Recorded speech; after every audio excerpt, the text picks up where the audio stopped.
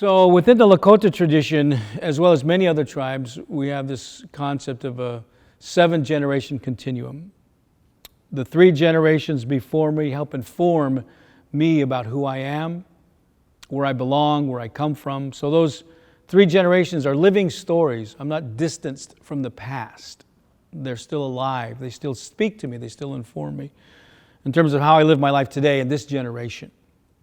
But the decisions I make today will also affect the 3 generations that come after me. And so I want to be wise. I want to build the right kinds of relationships so that my children's children will be able to experience a world that I helped create because of the decisions I live today that were directly connected to the 3 generations who came before me.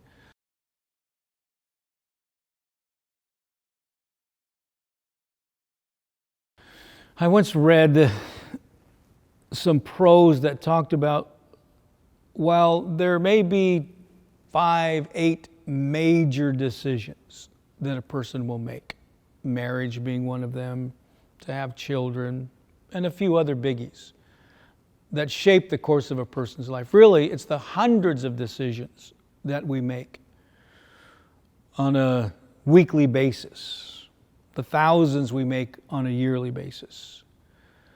So when we're talking about 7 generations, while there is a sort of meta-narrative, 3 before, this one, 3 coming, the reality of that is it creates a kind of awareness in me. So I'm not isolated from the past and the future. That today's decisions, however big or little that they are, they do have consequence. So I think that's one of the realities of having a 7-generation way of looking at the world, is it makes you think a little bit more about today. Not in a scary kind of way like, oh man, what if I mess it up? But in a way that, how does the ways that I live my life affirm the presence of God, the mercy of God, the goodness of God, the forgiveness of God, in the way I relate to other people, my wife, my kids, my neighbors, my relatives, my people, my city. So all those things come down to these everyday decisions.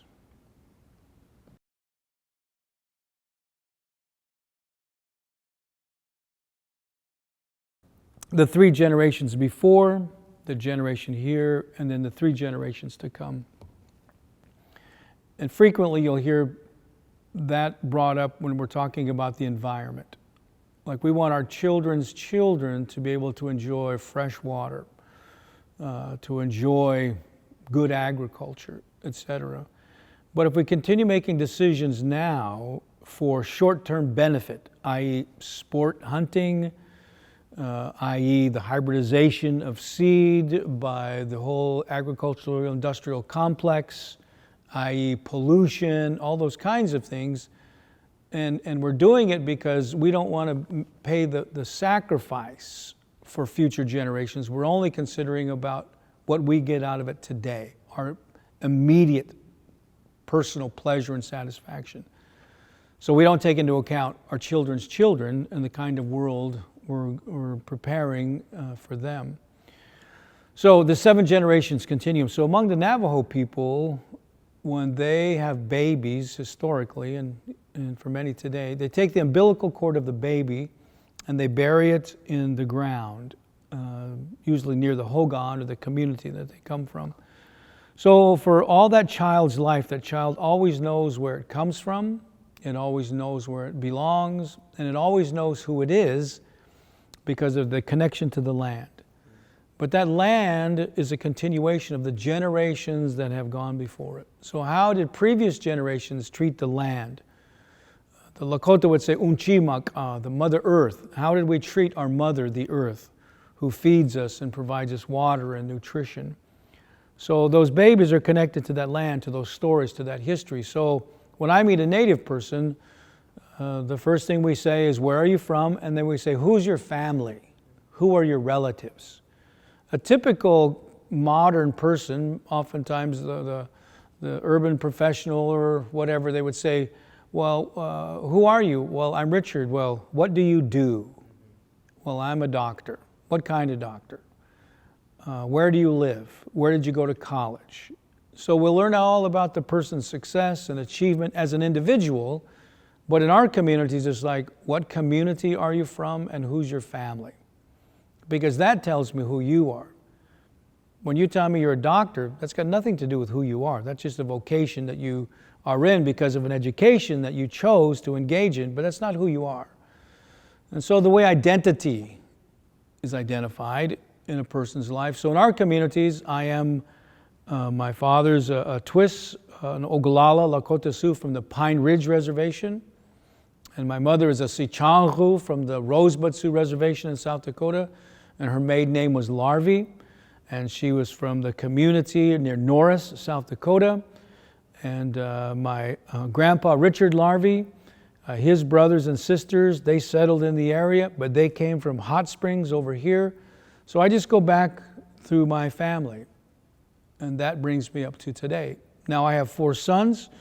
My wife and I have been married for 37 years. So now they know who they are. So I made them a family history. Who I am, their mom, their grandparents, their great-grandparents. So now they will stay connected. And when they raise their boys, their girls, then they will teach them that they too are connected to this community dynamic. So when we're thinking now in the modern world, most of the times as an autonomous sort of Descartesian man as a machine, I think, therefore I am, highly individuated, we don't think about connection and belonging. And I think it really diminishes what it means to be a follower of Jesus. Because to be a follower of Jesus, I stand in a stream of divine self-revelation. So for hundreds of years, followers of Jesus have been living out their faith and articulating theologies in terms of how human beings relate politically, economically, etc., to the world in which they live. And I stand upon that. So as a theologian, I stand on the backs of all the men and women who've gone before me. But because I live in a new world, in a new day, in a rapidly changing planet, the future for my kids and my children's children is tremendously different than the world I grew up in just in the last 58 years, not counting the world that my parents grew up in, which was radically different.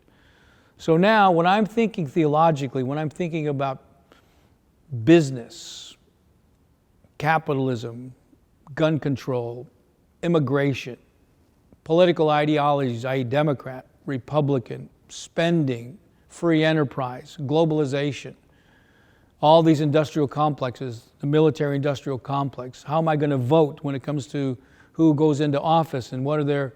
So all of these things are decisions that lie before me, but I want to make decisions for my children's children.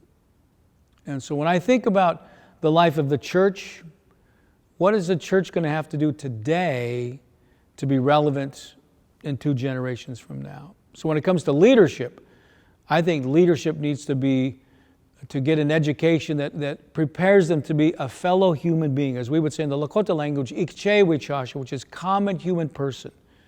So if somebody gets too uppity and too high-minded, then we have people to make fun of them and poke fun at them and criticize and ridicule them if necessary to bring them back down to earth. Because even as the scripture says that a person should be wary if they start to become prideful, because pride comes before a fall. So if any man thinks he's more important than he actually is, then that person needs to be careful. So we have people within our cultures that help us stay that way. And so I think it needs to be this ikche wichasha, these common human persons who are no better because of their race or their ethnicity or their socioeconomic status or their education, who consider themselves to be superior in any such way to those who are simply different from themselves, and whatever that difference might be. So for us as Indigenous people, a 7-generation continuum is very much foundational, that helps influence the decisions we make today, and therefore, if you will, it's a sort of quality of life that we experience with those around us now.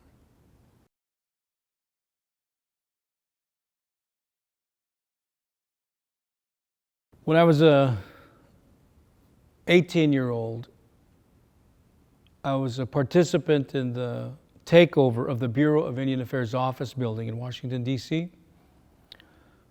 So 600 of us occupied this big federal building, protesting the federal government's breaking of all these treaties.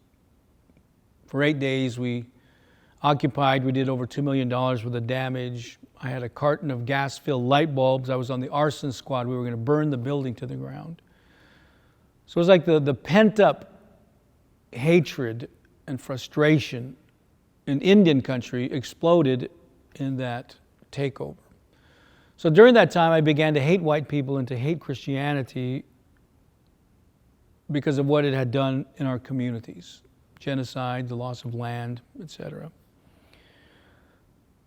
And then 2 years later, I become a follower of Jesus.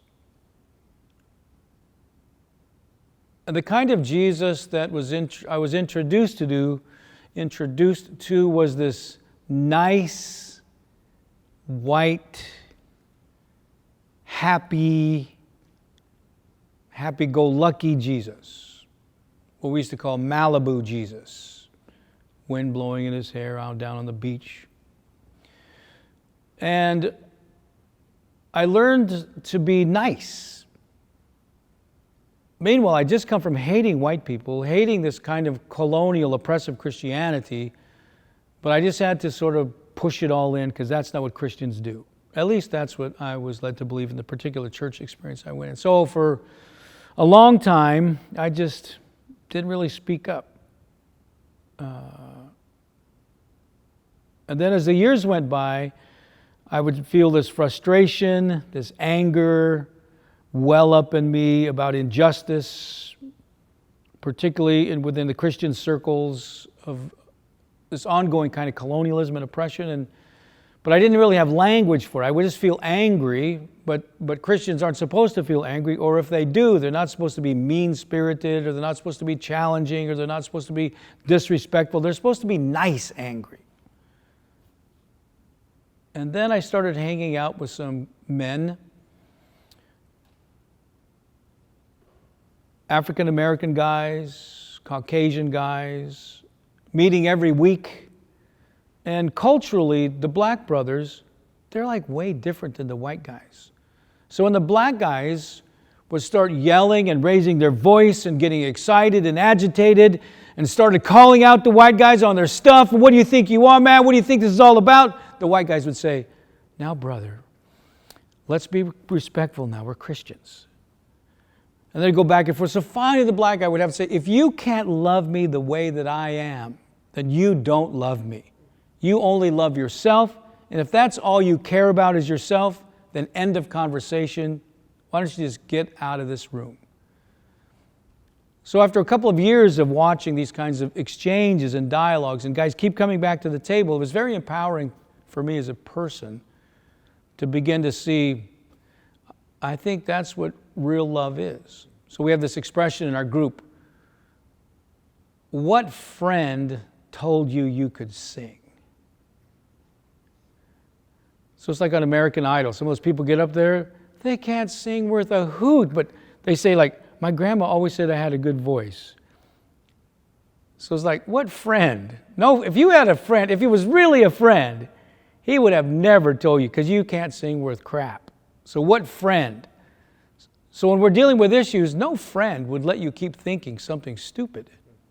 No real friend would allow you to be ignorant and keep saying ignorant things and come back to the table and never challenge you. So that's what it means to love your friends, is you be honest, you be real. And if becoming more like Jesus is the goal at the end of the day, then you just say things the way they are.